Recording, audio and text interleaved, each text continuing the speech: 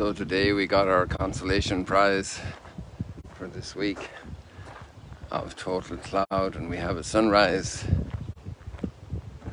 on this Sunday.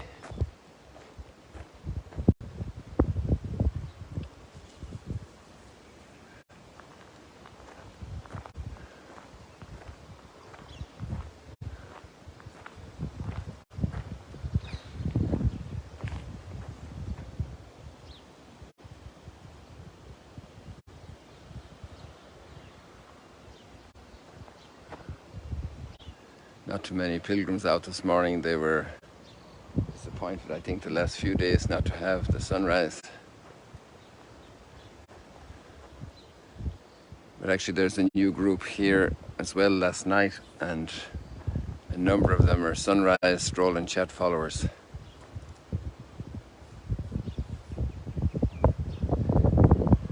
So maybe they'll be out tomorrow, God willing.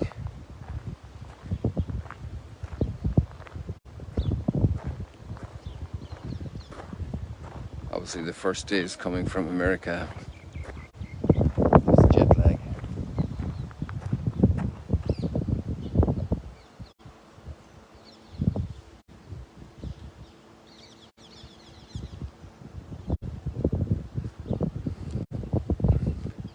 Right now there's a very refreshing breeze. Yesterday was very closed and warm and humid.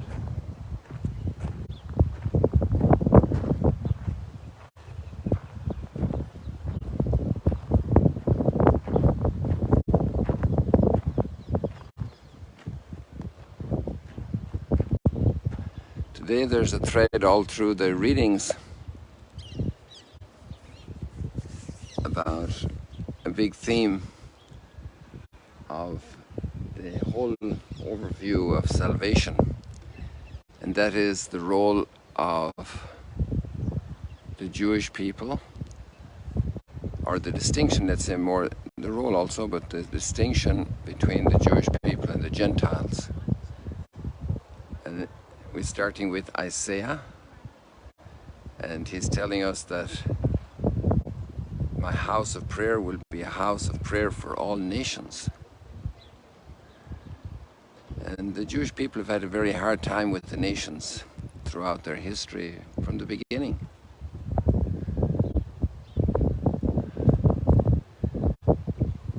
Even selling their own brother into the nations, and then being oppressed by the nations.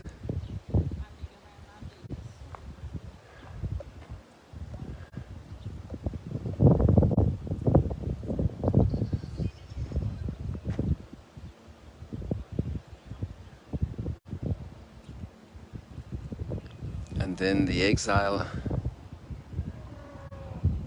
the defeat by the Assyrians, the exile of the northern kingdom, and the takeover by the Babylonians, the dominion under the Greeks, the dominion under the Romans. So it's been, thinking of the nations for the Jewish people has been tough. And there are many beautiful texts where they feel God's personal love for them. Exclusive love, in a way, like love is. Love chooses. Love wants to favor.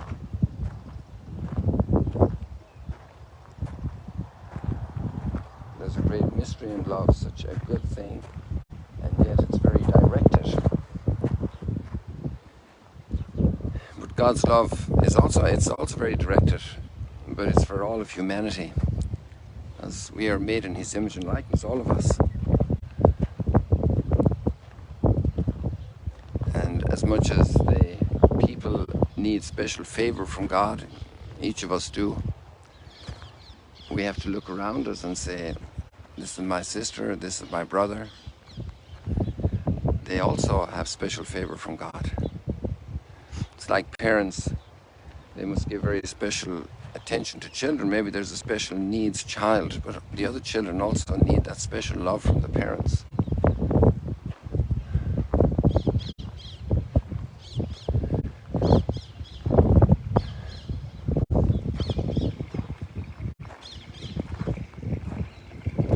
love has that great elasticity and plasticity that it can do that.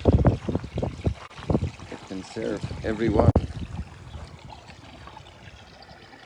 And there are obviously fields of exclusive love, like marriage, consecrated life. I don't think we ever got one of those, did we? The sunrise stroll and chat.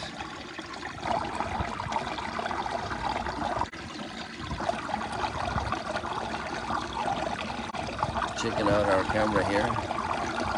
We're really concerned.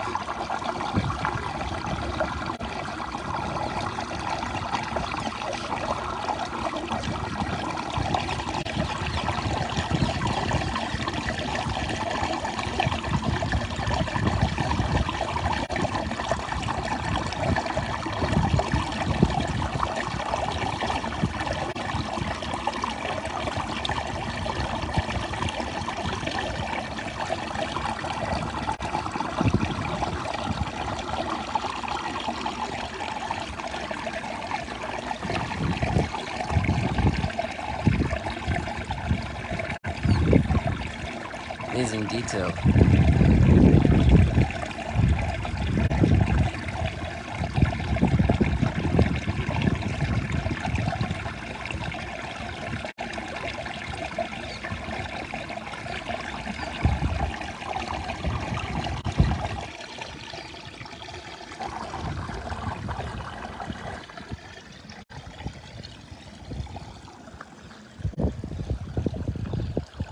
And so there's a moment that's sometimes hard for a family, for a child, when the parents have to give other attention to a different child.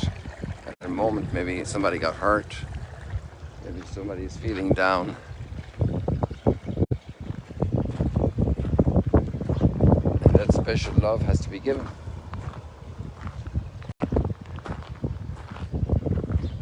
Particular love.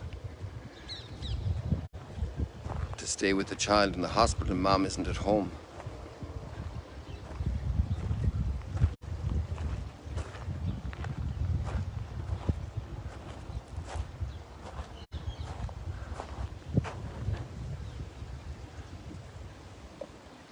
So there we have Isaiah, but we also have the same text in the Psalm. All the nations will praise you.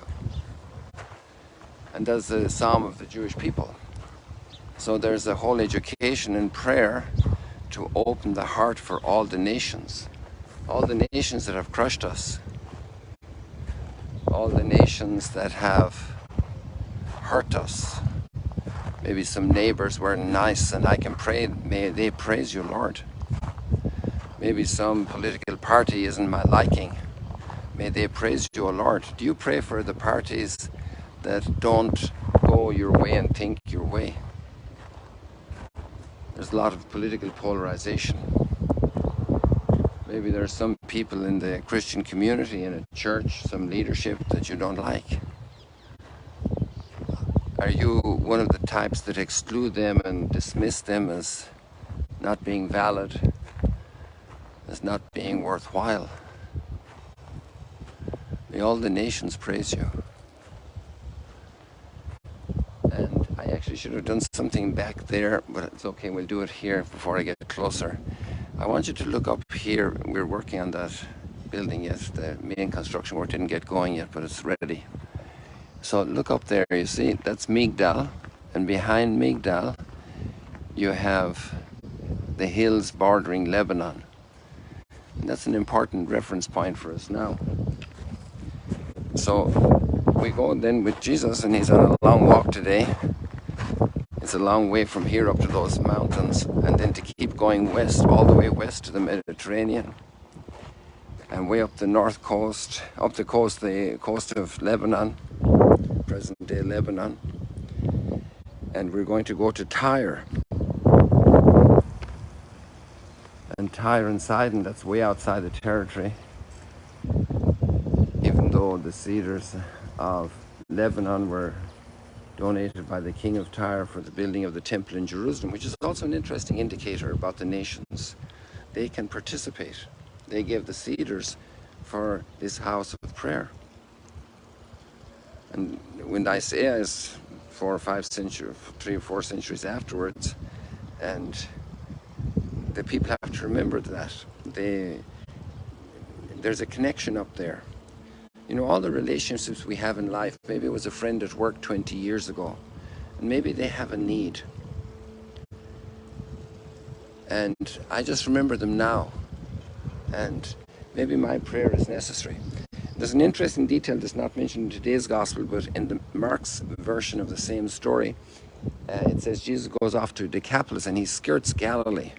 So Galilee is obviously Galilee of the nations, but it's also where Jesus' ministry is among the Jewish people. And Jesus goes to the Decapolis. And actually in Matthew's gospel, it's not in today's, but the next passage is Jesus goes to the other side of the lake for the other miracle of the loaves. So he's going to feed the people who are not in the territory, in our territory, in where we are at home, in where we are the best. And right across the lake from us, we have Hippos. And Hippos was a town on top of a hill back there where that lady is coming over there, and just straight in that direction behind that palm tree. And the ruins are still there today. And it's also called Susita. Sus is the Hebrew word for a horse, and Hippos is the Greek word for a horse, hippopotamus. So you have Jesus going from one pagan area to another one and really skirting Galilee. So that's interesting. I'm always impressed when people come like this on pilgrimage on a wheelchair. I think that's amazing.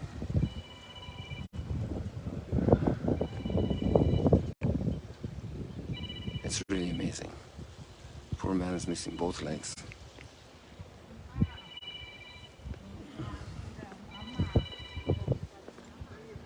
We also have a group of Ethiopians here. Ethiopians Apostolic. They're Ethiopians Catholic and Ethiopians Apostolic. And that comes from the divisions before the term Orthodox is introduced, which is regarding the controversy over the icons. The Orthodox faith was to keep the icons, to be able to use images. That's not our topic today. But sometimes we also have these divisions and we exclude others. It's a process, it's a human process. It can happen in the neighborhood, it can happen at work, the excluded ones. And here we see Jesus putting this woman to the test who requests the healing of her daughter who was troubled by a demon. The deliverance of the daughter would be the better word. A liberation from this influence by the demon. So sometimes there's a phenomenon in our society today where I'm trying to remember the word and it doesn't come to me, where people have like built-in rights, and it's like demanding that I have a right to this and it has to be given to me now. Everything, all of it. And there's a word for that kind of society that expects everything to be given to them. An entitlement. Yeah, that's the word I'm looking for. And so it could be a little interesting phenomenon in this regard, you know. So none of us are entitled to God's love because we all have offended. So we all need redemption. We all need gratuity. And the work of redemption is gratuitous. God's gift is gratuitous. So we can't tell God what to do. God created us out of love. And our attitude has to be thankful. It has to be humility, humble. And that's what this woman is remarkable at. She's remarkably filled with faith, even though she doesn't belong to the chosen people. And she is incredibly humble. Now, there's another context for this whole story, is that right before this account in Matthew's Gospel, we have a controversy between Jesus and the Pharisees. And they have issues trying to deal with the phenomenon of Jesus. So they don't have the simple heart either. And in this way, the disciples are watching this, because Jesus is training his disciples to be people of an open heart, to be faithful, to be humble, and to be able to receive everybody, to engage everybody. So that's what they will do afterwards. So he's training them. And after the multiplication for the loaves for the Jewish disciples, now he's going to do the multiplication of the loaves afterwards in the Decapolis, which is outside the area. It's among the pagans. And this is amazing. This process of opening up to the other. And Jesus tests this woman. He says, you don't have a right to the gifts I'm coming. I'm coming for the lost children of Israel. But she says, she appeals with such powerful argument. And the word language Jesus uses for some people, or for anybody really, it's very insulting. He calls her by a metaphor, he said, don't give the food for the children to the dogs. And then she has this wonderful line, but even the puppies under the table get the crumbs that fall from the children's table. And so now she has given a faith that the Pharisees didn't give. But she's also pressed by the need of her daughter. And when we're pressed by such a need that's powerful in our heart, we're ready to give a lot to get the need resolved. And maybe that's one of the things we need as well, is to wake up from our complacency and say, what do we need? What does the world around me need? For whom am I asking? For whom am I coming today to ask Jesus? Do I have a burning need?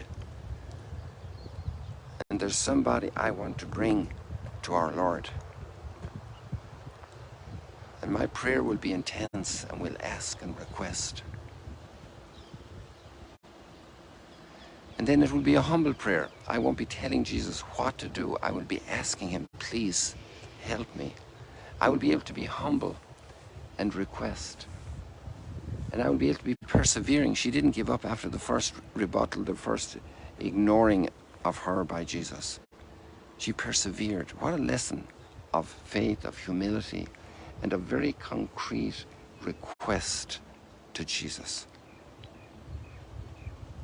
What's our need of salvation on this very day? Today is the 20th of August. And you're in a particular place where you're living. What need are you bringing today to Jesus for the world? And maybe you're very comfortable and everything is fine. So we think of all the people who lost everything in Hawaii. We think of people threatened by floods. Even in Germany, there are big flooding issues. In San Diego, the storm, I just saw the news that it was coming in. So this is our life, people. To be aware, to be connected to the concrete needs, to be praying, to be filled with faith for salvation, to be humble. And Paul is struggling with all of this in the second reading, but I think we're gone over time by now. Maybe we'll talk a bit more about that at the Mass in a couple of hours. People, God bless you. See you later, alligators. There we got a nice spot.